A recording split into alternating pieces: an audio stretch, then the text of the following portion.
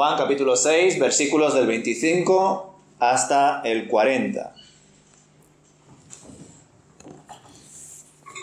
Lo encontraron al otro lado del lago y le preguntaron: Rabí, ¿cuándo llegaste acá? Jesús les contestó: les digo la verdad, ustedes quieren estar conmigo porque les di de comer, no porque hayan entendido las señales milagrosas. No se preocupen tanto por las cosas que se echan a perder, tal como la comida.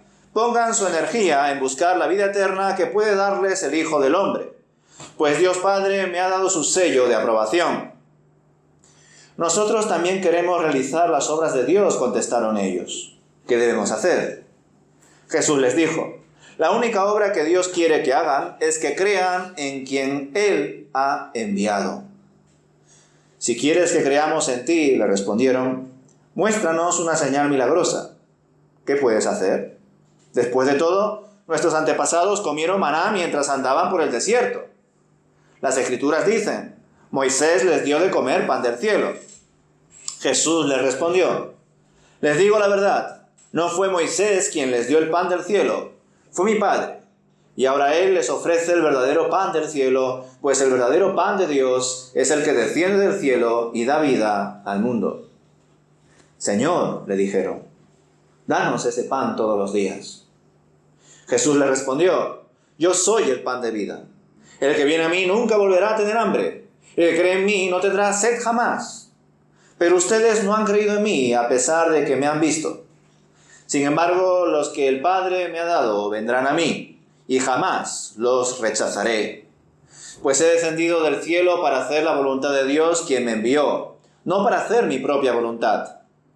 Y la voluntad de Dios es que yo no pierda ni a uno solo de todos los que Él me dio, sino que los resucite en el día final. Pues la voluntad de mi Padre es que todos los que vean a su Hijo y crean en Él tengan vida eterna, y yo los resucitaré en el día final.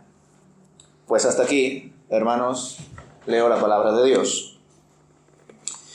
Haciendo memoria de los versículos anteriores al texto escogido para hoy, podemos recordar que al día siguiente de la multiplicación de los panes y los peces, muy entrada la madrugada, los discípulos de Jesús tuvieron una experiencia inolvidable en medio del mar de Galilea, afectados por fuertes vientos y olas, y además viendo en un momento dado al Señor Jesús andando sobre las aguas, como si fuese un fantasma.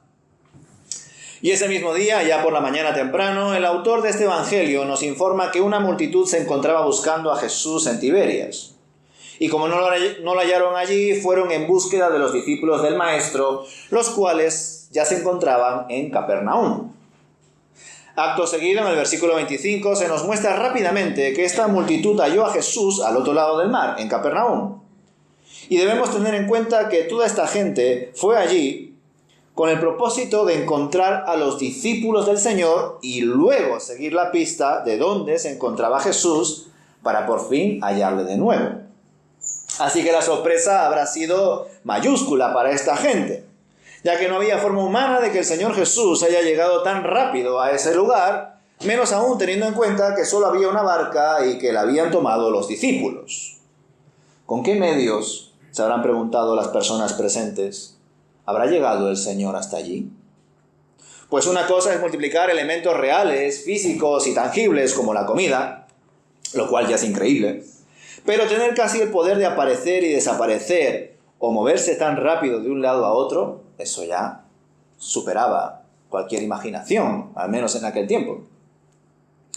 Ciertamente el autor no presta demasiada atención a la inquietud de la gente respecto a este asunto, y ni siquiera se nos aclara exactamente la localización de dónde se encontraba Jesús cuando la multitud le halló. No al menos al iniciar el diálogo entre Jesús y este gentío a partir del versículo 26, pero sí lo hará más adelante. Es decir, sabemos que está en Capernaum, pero ¿en qué parte? Así que de esta manera os invito a que, al considerar los siguientes versículos, pues no os apresuréis y no os imaginéis que todos estos intercambios de palabras que abordaremos en su totalidad los próximos domingos se llevaron a cabo en la orilla del mar de Galilea, porque no fue así. Pues en el versículo 59 se nos da la información de que todas las cosas que dijo el Señor las enseñó mientras se encontraba en una sinagoga de Capernaum. Es decir, en este momento Jesús, hablando con esta multitud que le estaba buscando, no se encontraban en la orilla, sino que estaban en una sinagoga. Solo que esa información se nos da mucho más adelante. Dicho esto, entremos como tal al análisis de la primera parte del diálogo entre Jesús y esta multitud, que había cruzado el mar de Galilea para hallar de nuevo al maestro que multiplicó los panes y los peces. Jesús primeramente les declara la razón principal por la cual la estaban buscando. Dice: me buscáis no porque visteis señales, sino porque comisteis de los panes y os saciasteis.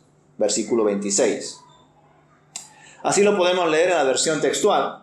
Y evidentemente cuando Jesús les dijo que no le buscaban porque habían visto las señales, no se refiere a que no hayan contemplado dichas señales, pues sí lo hicieron, las hizo delante de ellos, sino que habiéndolas visto, no supieron recibirlas, es decir, no las entendieron, no comprendieron que esas señales dejaban claro que Jesús era el Cristo, el Hijo del Dios viviente. Y por ello no le estaban siguiendo por la razón adecuada, porque hayan entendido que Jesús es el Señor y Salvador, sino que lo hacían porque veían en Él a un proveedor, a una persona que les podría salvar de sus necesidades básicas, como la alimentación, la pobreza, la falta de recursos y de trabajo, hasta incluso, si lo hacían rey, les podría salvar del yugo del Imperio Romano y, como no, de sus fuertes impuestos. Pero el Hijo no fue enviado por el Padre para resolver esos problemas terrenales, sino para resolver el mayor problema de todos, el problema que trascendía a lo espiritual y por tanto al eterno: la ruptura con Dios, el pecado, y todo lo que eso implicaba: la separación de Dios, la influencia del maligno, la corrupción del mundo, la depravación humana, etc. Por esta razón el Señor se vio obligado a exhortarles, y así lo leemos en el versículo 27, donde les ordena que trabajen no por la comida que perece, sino por la comida que a vida eterna permanece, la cual el Hijo del Hombre ofrece porque el Padre así lo ha querido y esa autoridad le ha dado. En otras palabras, Jesús les estaba mostrando la importancia de buscar el reino de Dios y su justicia y no afanarse por cosas secundarias que no perduran en el tiempo. Y claro, ¿cómo podemos aplicar esta enseñanza en un mundo donde el afán es tan grande que casi se respira en el ambiente? Tanto es así que muchos intentan huir del barullo de la ciudad, ¿verdad?, del estrés del trabajo y de los quehaceres de entre semana, e intentan escapar los fines de semana o los momentos libres que tengan con el fin de olvidarse por un rato de la realidad. Aunque no todos los que quisieran hacer pues esa práctica se pueden permitir esa escapadita, ¿verdad? Ya sea al campo, ya sea a la playa, ya sea a donde uno quiera. Pero claro, un cristiano no debería vivir así tampoco. Ya sabéis, apretando los dientes para subir la cuesta del lunes y luego poder disfrutar un poco la bajada del fin de semana y luego vuelta a empezar, una y otra vez. No obstante, el desafío para nosotros se encuentra en que los creyentes también dedicamos muchas horas a obtener la comida que perece, o al menos eso es lo que parece.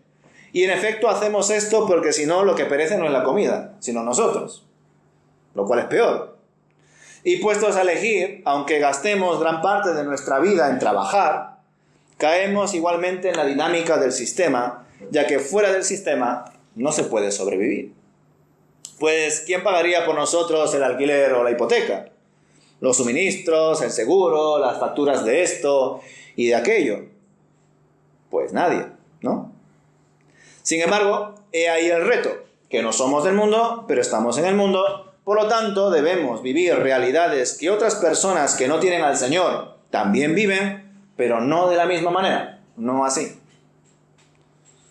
Pues estas personas no tienen al Señor, así que no pueden vivir de la misma manera, no podemos vivir de la misma manera, no con la misma óptica o perspectiva, no desde el vacío y la incertidumbre, sino con la certeza de lo que se espera y la esperanza de lo que no se ve, con Cristo y para Cristo, por la fe. Pero bueno, quizá nos estamos adelantando a futuras enseñanzas que más adelante veremos, pero ya sabéis que con la palabra de Dios a veces eso es inevitable. Volviendo al texto de Juan, capítulo 6, versículo 28, vemos aquí que en esta contestación a estas correcciones de Jesús, la multitud le responde al Señor con una pregunta con el fin de averiguar qué era lo que debían hacer para poder realizar las obras de Dios. Aquí os aclaro que esta multitud estaría formada solo por hombres, y seguramente solo una parte de los 5.000 hombres que fueron testigos de la señal de los panes y los peces, y esto podría ser así porque por un lado el escenario era una sinagoga, debéis de recordarlo, y por otro lado, pues evidentemente no existiría ninguna sinagoga donde podrían estar ahí congregados 5.000 hombres, ¿verdad? Así que solo sería una parte. Pues bien, esta gente que estaba delante de Jesús le preguntó acerca de qué debían hacer para realizar las obras de Dios. Y en la línea de la teología que hoy en día más solemos reivindicar los cristianos evangélicos, el Señor les muestra que la obra de Dios Padre es que las personas crean en el Hijo que ha enviado. Por tanto, esto no consistía en hacer obras especiales, sino en tener fe, en confiar que Dios obra en nosotros y por medio de nosotros. Pero tal y como leemos a partir del versículo 30, estos hombres no estaban preparados para comprender dicha enseñanza, pues al instante le increparon diciendo que qué señal hacía él para que puedan ver y creer, qué obra podía realizar delante de ellos. Y se lo dijeron cuando en verdad ya habían visto varias obras hechas por Jesús, ya habían visto varias señales, y le pidieron otra más. Es más, la última fue el día anterior, fijaos. Pero ante corazones endurecidos y entendimientos entenebrecidos, poco se podía hacer, ¿verdad? Exigían señal, pero no la veían. Estaban perdidos. No tenían una fe real en Cristo Jesús. Y junto con ello daban a entender sus deseos de ser ellos los protagonistas y de que sean otros hombres de su ascendencia judía los que sobresalgan, y no el mismo Dios, ya que más adelante le recordaron a Jesús el testimonio de Moisés, cuando no fue Moisés quien hizo estas cosas que le mencionaron, sino que fue Dios, tal y como se lo recuerda el Señor Jesús. Ellos le dijeron, tras pedirle la señal, que sus padres habían comido el maná en el desierto, pan del cielo les dieron a comer. Y es en ese instante cuando Jesús les recuerda que no fue Moisés quien les dio el pan del cielo a sus padres, sino el Padre que está en los cielos. Él es el que ofrece el verdadero pan del cielo, y ese pan desciende del cielo y da vida al mundo. Es importante este matiz que les comparte el Señor, porque estos judíos a menudo expresaban su orgullo por ser descendientes de Moisés y, como no, descendientes de Abraham, como veremos más adelante. Y en definitiva, todo ello era una muestra del orgullo que profesaban, del ego que tenían, un orgullo que les llevaba a confiar en la carne, en sus linajes, en las genealogías, en vez de confiar en Cristo Jesús. Pues bien, la multitud, al escuchar las palabras del Señor en relación al pan de Dios que da vida, le responden de forma muy similar a como lo hizo la mujer samaritana cuando Jesús le habló del agua viva. Le dijeron al Señor que le den siempre ese pan, al igual que la mujer le dijo a Jesús que le diese de esa agua para que no tenga sed jamás, ni tenga que ir a ese pozo donde iba siempre a sacar agua. De hecho, las siguientes palabras del Señor a esta multitud van en esa línea, y así lo leemos en el versículo 35. Jesús les dijo: yo soy el pan de la vida. El que a mí viene nunca tendrá hambre, y el que cree en mí no tendrá sed jamás. Es decir, el Señor les está mencionando dos necesidades básicas del ser humano que son totalmente cubiertas por Él: el hambre y la sed. Pero esto apunta a algo mayor, pues ya Jesús les advirtió anteriormente que no debían trabajar por la comida que perece, sino por la comida que a vida eterna permanece. Por consiguiente, el Señor usa estas referencias del hambre y la sed para acercarse más al pensamiento de esta multitud que había salido en su búsqueda y que estaba afanada en, solventar sus necesidades básicas. Y una vez más, todo esto que el Señor Jesús les estaba compartiendo era para que comprendiesen el objetivo de las señales. ¿Y cuál es el objetivo mismo de estas señales y de todo el Evangelio? Que crean que Jesús es el Cristo, el Hijo de Dios, y para que creyendo tengan vida en su nombre. Pero por más que el Señor les mostraba las señales y por más que les exhortaba, la multitud no creía en Él de verdad. Y encima le exigieron hace un momento otra señal para que pudiesen ver y creer. Y por ello el Señor les dice en el versículo 36 que aún habiéndole visto a Él, no creían. Es decir, aún teniendo delante de ellos al Hijo de Dios, no lo veían. Y he aquí la razón por la cual no creían. Una razón que algunos teólogos y creyentes no la aceptan hoy en día, pero que otros lo ven muy claro en diferentes porciones de las Escrituras y, como no, también en las enseñanzas del Señor Jesús. Ya que a partir del versículo 37 Jesús les revela que todo lo que el Padre le ha dado viene a Él. Y nada de lo que a Él viene es rechazado por Él. Y aparentemente parece que toda esta multitud había ido al Señor porque lo estaban buscando, ¿verdad? Pero no le estaban buscando por las razones adecuadas, sino por objetivos equivocados, por deseos egoístas. Por eso es que, como veremos más adelante, muchos dejaron de seguirle porque no fueron llevados ante el Hijo por el Padre, sino simplemente por sus propios impulsos y por la atracción de las señales, las cuales no estaban hechas para entretener ni para especular, sino para señalar a Cristo, al Hijo del Dios viviente. Pero eso esta multitud no lo entendía. Jesús les muestra claramente cuál es su hoja de ruta. Él es el pan de vida. Él es el que ha descendido del cielo. O sea, el pan de vida que ha sido enviado por el Padre y en efecto se ha hecho hombre, no para hacer su voluntad, sino para hacer la voluntad del que lo envió. Y como leemos claramente en el versículo 39, la voluntad del que le envió, es decir, del Padre, es que todo lo que le ha dado sea totalmente recibido por Él. Que nada lo pierda el Hijo, sino que lo guarde y lo resucite en el día postrero. Porque esta también es la voluntad del Padre, que todo lo que el que vea al Hijo y crea en Él tenga vida eterna y sea resucitado. Y ese es el gran problema, que muchos estuvieron con Jesús en varios momentos, lo rodearon, comieron con Él, escucharon sus enseñanzas, caminaron con Él, pero no fueron capaces de ver al Hijo en Él ni de creer en Él. Y no creyeron porque no podían creer, no querían creer, preferían hacer cualquier cosa menos creer en Él, obedecerle y confiar. Por cuanto el ser humano se encuentra enemistado con Dios por culpa del pecado, el maligno y el mundo. Como veremos más adelante, hermanos, nadie puede ir al Hijo si el Padre no lo atrae. De hecho, literalmente el texto dice, y lo veremos el próximo domingo, que nadie puede ir al Hijo si el Padre no lo arrastra. Fijaos. Y solo de esa manera, siendo arrastrado ante el Hijo lo resucitará en el día postrero. Y qué bueno que sea así. Qué bueno que ni una sola parte de nuestra salvación dependa de nosotros. Pues nadie busca a Dios por sí mismo. Nadie lo ama. Nadie lo quiere. Ya lo hemos visto así el domingo pasado. Muchos buscaban a Jesús. Pero sin embargo, en Romanos leemos que nadie busca a Dios. ¿Cómo podemos compaginar esa aparente contradicción en que no estaban buscando a Dios? No estaban buscando al Hijo de Dios.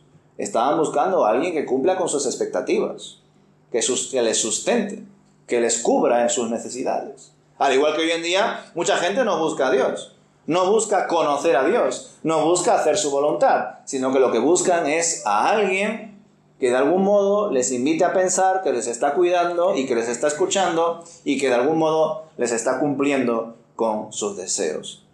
Y eso no es Dios. Por supuesto que el Señor concede nuestros deseos que tenemos en nuestro corazón, pero solamente si nos deleitamos en Él. Solamente si estamos en consonancia con Él. Solamente si están conforme a su voluntad, al plan que tiene Él para nosotros. Debemos recordar, hermanos, que en aquel tiempo, al igual que ahora en ciertos lugares donde se respira una especie de cultura evangélica, existía un fuerte ambiente de religiosidad o de supuesta religiosidad, donde se daba mucho énfasis a las obras, a lo que cada uno podía demostrar, a las apariencias. Y por ello era difícil, y hoy también para muchos es difícil, entender que solo la fe salva. El hecho de creer solamente a muchas personas les parece incomprensible, insatisfactorio, como algo incompleto, porque nos hemos acostumbrado a poner una parte de nosotros para que podamos decir que algo es nuestro. Pensando de esta manera, el Señor hace el 99%, pero yo hago el 1%. Yo tengo que poner algo de mi parte. Y en nuestro egocentrismo hemos considerado que hasta incluso el propio acto de tener fe, fijaos lo que os voy a decir ahora, que el propio acto de tener fe es una obra nuestra. Soy yo el que decide creer. Soy yo el que realiza esa acción. Y tampoco es así, hermanos. La fe es un don de Dios. Es decir, es un regalo y nos lo da solo Él. No lo obtenemos nosotros. Por tanto, somos salvos por Él. Y nosotros solo recibimos esa obra redentora por pura gracia, sin poner absolutamente nada que lo complemente, pues su obra ya es perfecta por sí misma. Por eso es que todos los que van al Señor, al Hijo, a Jesucristo, es porque el Padre los ha arrastrado. Y los ha arrastrado porque estaban muertos, porque eran esclavos del pecado, porque estaban perdidos. El perdido no es el que busca, al perdido es al que se le encuentra. Por ello es que ninguna persona perdida puede encontrar a Dios. Es Dios el que nos encuentra a nosotros. No obstante, los perdidos pueden, y ojalá todos, escuchen el Evangelio. Pero por cuanto están perdidos, no quieren recibirlo. Y por cuanto el Padre, en su soberanía, a todos no los va a arrastrar, porque no todos se van a salvar, pues cada uno cumplirá con el plan de Dios. Estamos en las manos de Dios en ese sentido. Y he ahí el misterio de la conversión, hermanos. Una obra milagrosa realizada exclusivamente por Dios.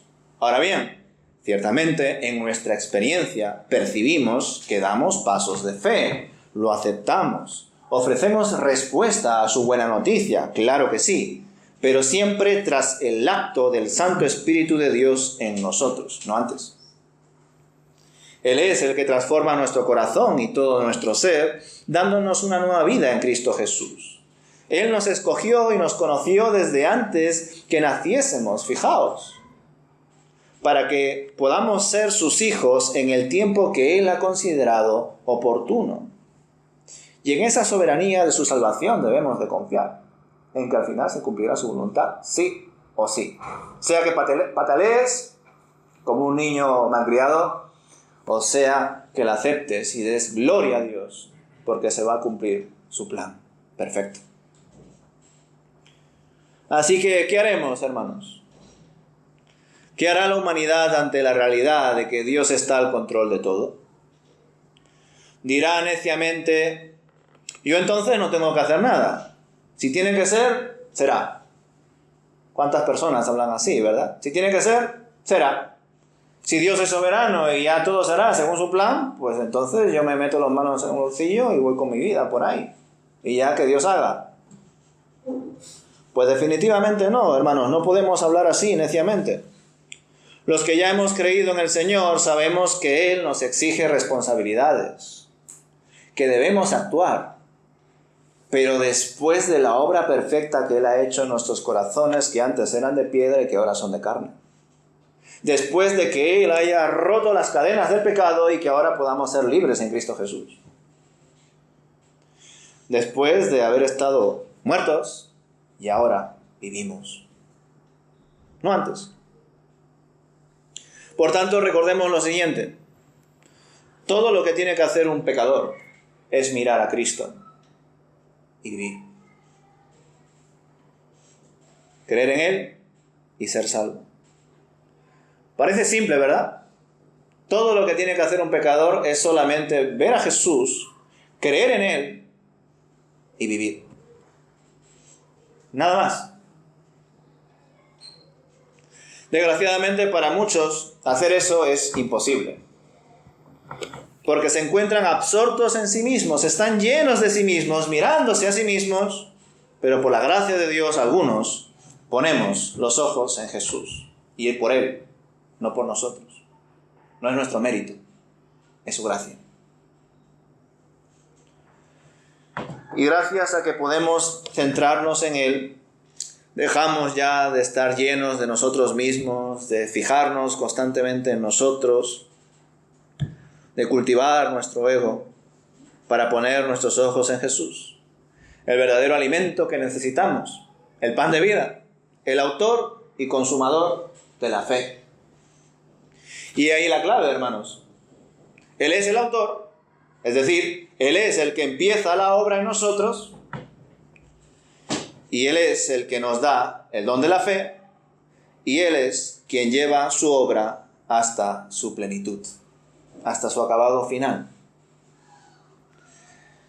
El que realiza la obra perfecta en nosotros y nos presenta ante el Padre glorificados, concluidos, perfectos, por su gracia. Así que, hermanos, confiemos en que su voluntad se siga cumpliendo en nosotros. Si los que estamos aquí, los que creemos en el Señor Jesús como nuestro Señor y Salvador, y que tenemos comunión con el Padre, que tenemos el Espíritu Santo en nosotros, tenemos la oportunidad de vivir para Él, que bueno, no es mérito nuestro, es por la gracia de Dios. Pero ciertamente hay muchas personas que no están disfrutando de esta realidad. Y el Señor quiere que formemos parte de su obra redentora. El Señor quiere que formemos parte de esa salvación que se va llevando a cabo en cada uno en el tiempo de Dios, no en nuestro tiempo. Con la convicción del Espíritu, no con manipulaciones, ni con presiones, ni con cargas culturales, ni con cosas de ese estilo. Por pura gracia. Y la evidencia de que somos hijos de Dios es que vamos a buscar a Él más y más. Le vamos a buscar con el fin de cumplir su voluntad. Le vamos a decir, Abba, Padre. Porque antes no era nuestro Padre. Éramos de hecho sus enemigos. Pero ahora es nuestro Señor. Ahora es nuestro Padre. El que ha dado a su Hijo para que nosotros también seamos hijos de Dios. Así que valorando ese inmenso amor, ese tremendo sacrificio, su profunda gracia, ¿cómo no desear que se siga haciendo su voluntad soberana? Pues claro que sí. Confiemos, por tanto, en que siga el Señor adelante con su plan, que siga Él añadiendo a la Iglesia a aquellos que deban ser salvos. Y mientras tanto, cómo no, no nos olvidemos de que Jesús es nuestro verdadero alimento, el centro de nuestro ser. Solo Cristo. Amén.